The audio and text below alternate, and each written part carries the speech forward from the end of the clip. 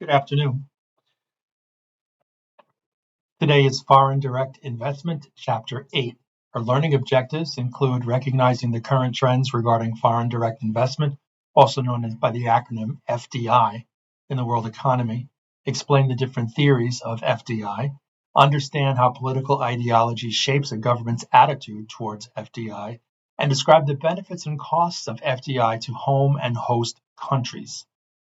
Fifth, explain the range of policy instruments that governments use to influence FDI. And lastly, identify the implications for managers of the theory and government policies associated with FDI.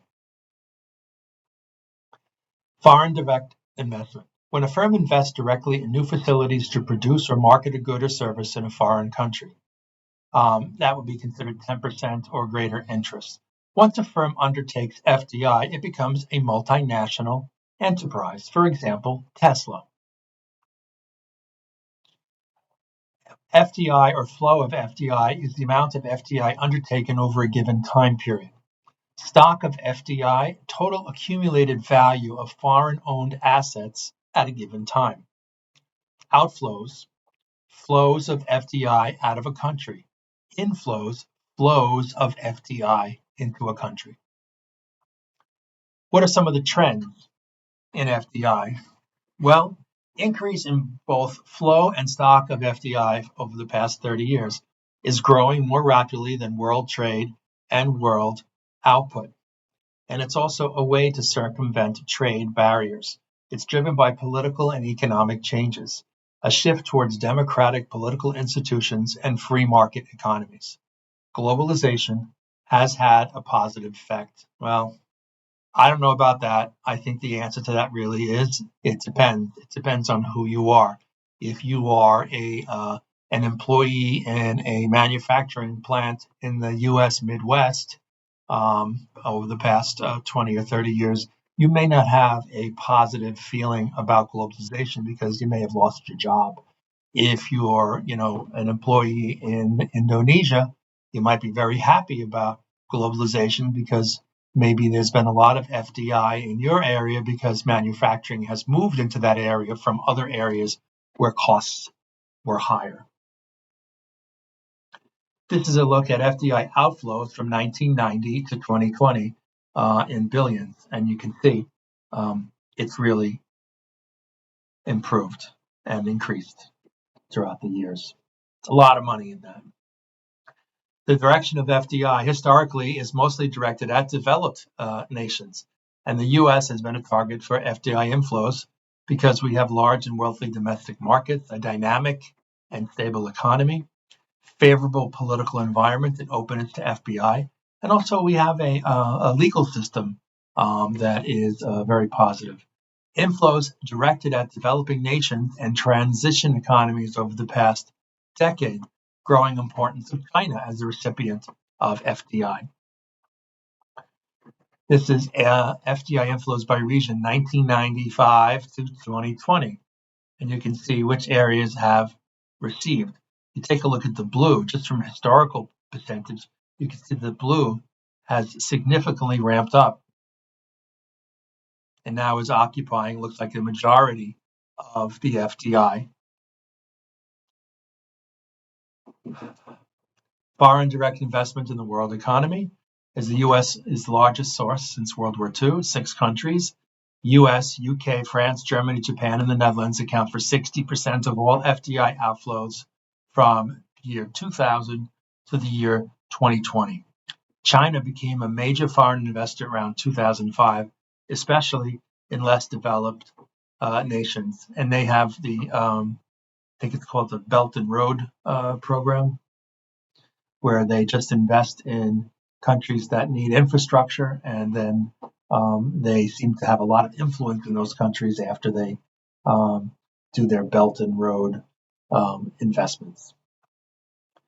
Cumulative FDI outflows from 2000 to 2020.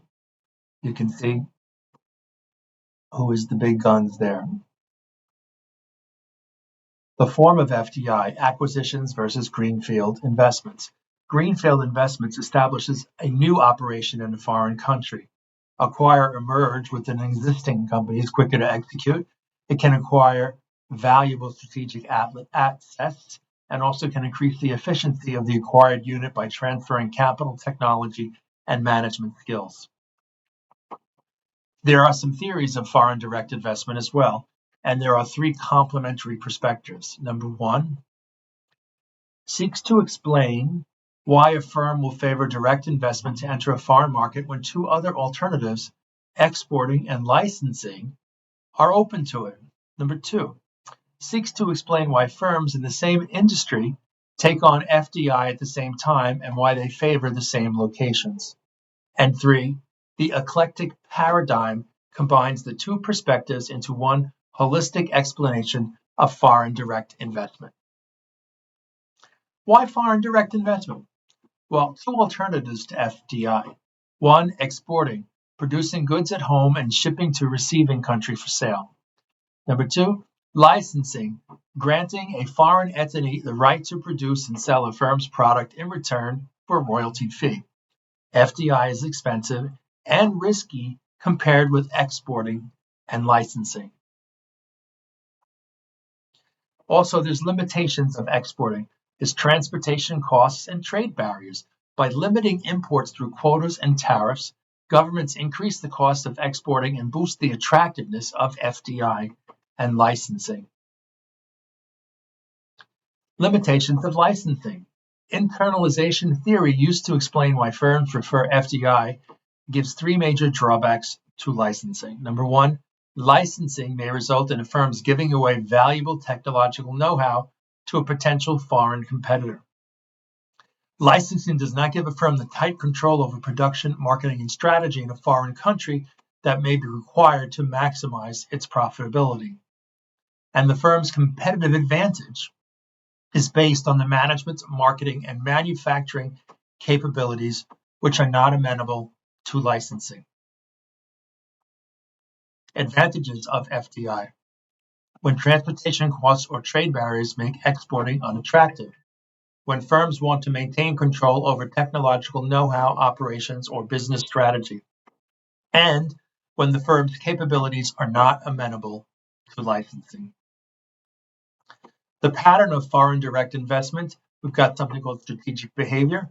Knickerbocker examined relationship between FDI and rivalry in oligopolistic industries. Oligopoly is an industry with a limited number of large firms. Interdependence between firms leads to imitative behavior. Imitative behavior also occurs in FDI. Multi-point competition occurs when two or more enterprises encounter each other in different regional or national markets. The eclectic paradigm, championed by British economist John Dunning, location-specific advantages explain rationale for FDI. Difficult for a firm to license its own unique capabilities and know-how. Combining location-specific assets or resource endowments with the firm's own unique capabilities often requires FDI. Firms can benefit from externalities by locating close to their source. Political ideology and foreign direct investment, in this case, we look at the radical view, roots in Marxist political and economic theory. Multinational enterprises, MNEs, are an instrument of imperialist domination. Influential view from 1945 to the 1980s, but it's no longer widely accepted. And this is because of the collapse of communism in Eastern Europe, abysmal economic performance of those countries that embraced the radical position, and strong economic performance of those developing countries that embraced capitalism. The free market view. Its roots is classical economic theory and trade theories of Adam Smith and David Ricardo. International production should be distributed among countries according to the theory of competitive advantage. And FDI benefits both the source country and the host country.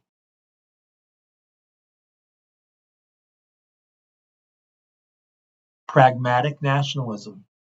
FDI has both benefits and costs, and pursue policy designed to maximize the national benefits and minimize the national costs.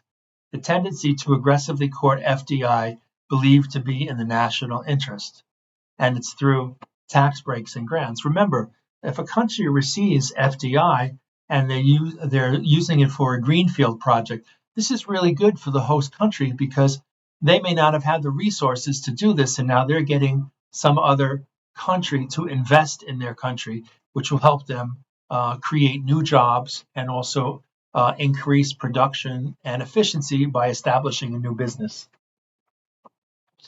Okay, moving on. We have shifting ideology. There's a decline in radical ideology. It's an increase in free market ideology, more liberal foreign investment regime. And the surge in FDI worldwide, you can see it's happening in China, India, and Vietnam.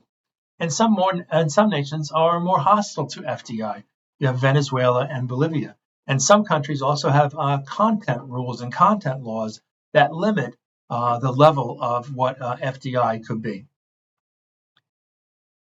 Benefits and costs of FDI, you have host country benefits, resource transfer effects, supplies, capital, technology, and management resources.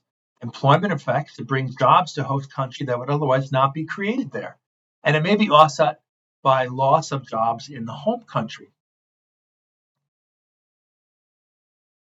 Host country benefits continue to include balance of payment effects. Balance of payments accounts track payments and receipts from other countries. Current account tracks exports and imports. A current accounts deficit or trade deficit arises when a country imports more goods and services than it exports. Countries also prefer to run a current accounts surplus, and FDI helps create a current account surplus and is a substitute for imports, and it uses a foreign subsidiary to export goods and services to other countries. Effect on competition and economic growth. Greenfield investment, as I said earlier, creates a new enterprise. It increases the number of players in a market and thus consumer choices. Particularly important for services where exporting is not an option. It increases competition, stimulates investment, and lowers prices. Adverse effects on competition. Subsidiaries of foreign MNEs may have greater economic power than indigenous competitors. Greenfield investment should increase competition, but not as clear with an acquisition. Its effect on competition may be neutral and could create a monopoly. Adverse effects on the balance of payments, subsequent outflow of earnings to parent company, which we call capital outflow, imports of substantial imports from abroad, debit on current account, possible effects on national sovereignty and autonomy, a loss of economic independence. Balance of payments benefits from the inward flow of foreign earnings, positive employment effects by creating demand for home country exports. Reverse resource transfer effect. M&E learns valuable skills from foreign markets that can be transferred back to the home country. Balance of payments effects suffer in three ways. From the initial capital outflow needed to finance FDI, current account suffers if the purpose of foreign investment is to serve the home market from a low-cost production location. Current account suffers if FDI is a substitute for direct exports. Employment effects suffer when FDI is a substitute for domestic production.